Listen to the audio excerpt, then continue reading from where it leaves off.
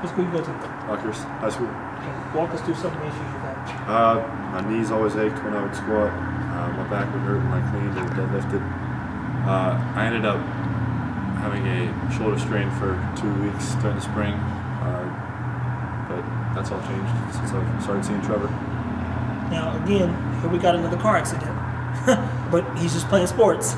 Now, unfortunately, the idea is because you're an athlete, you're supposed to be injured, or if you are an athlete and you get injured, it's just a part of the process, right? Mm-hmm. Now, Carter, a long time ago, unfortunately, he actually suffered a real bad injury during I want to say, him playing basketball after a football game or practice. But the point is he actually wanted me to do something in regards to what football player was it? Jamal Charles. So Jamal Charles plays for the Chiefs. And what position? He's a running back. Okay. Now I don't watch sports, so forgive me. And he did what? He hurt his ACL. He tore his ACL a second time. So I think Trevor could have helped him change how he works out, change how he lives his life, so he won't face that injury again. So that's a powerful statement coming from a kid. I did another video one time for Jabari Parker because another kid that I know was like, Trev, you should do a video, reach out to Jabari. I said, guys, they won't get it. Now, he knows, and a couple other people that know me, physical therapy is a Band-Aid, and even worse, now surgeons are saying they can fillet a hip, replace a knee, do an operation on a shoulder, and you don't have to have physical therapy.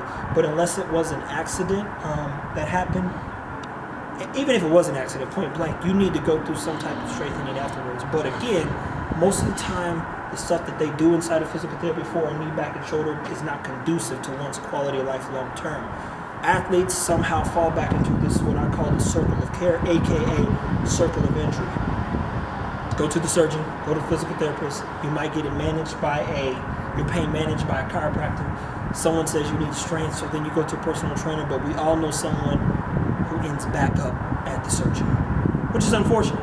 Because I wouldn't go through all those steps hoping to get better, only to be back at the very place I started, knowing that I wanted that to be my last option. I didn't want to get cut open. And I don't know anybody, I've never met a person who wants to have a surgery. So, here we are with the high school athlete. How tall are you? 6'8".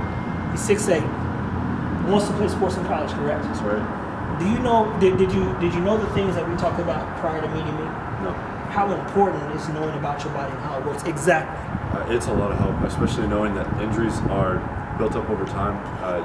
It's not just one play that's going to decide whether you're injured or not. It's the training that goes into it. If you're breaking down your knees, breaking down your back, just wearing them down, one hit is just gonna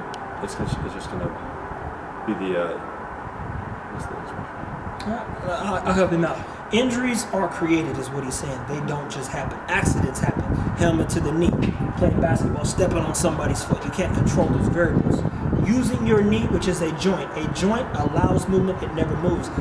Using your knee to move your body creates degeneration, degenerates the meniscus, ACL, can create some chondromalacia behind the patella cap, which is degeneration of the cartilage behind the knee.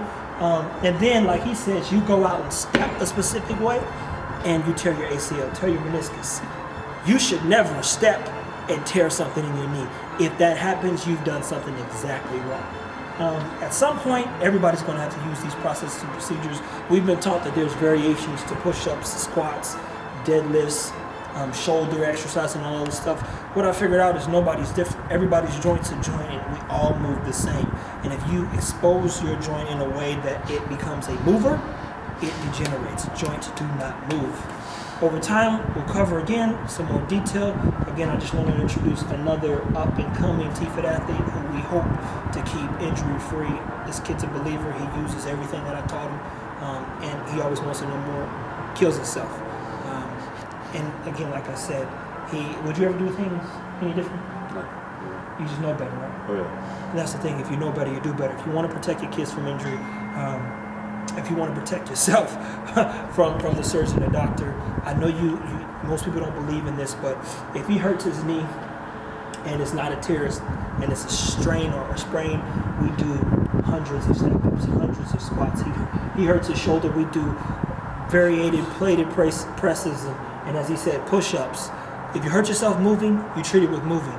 They say rest, you go rest, you sit down, you get back up, do the same thing you were doing prior and say, man, my shoulder, my knee, my back still bother me. Well, rest ain't the solution. Stress is not the solution. I'm sorry. Thanks for listening.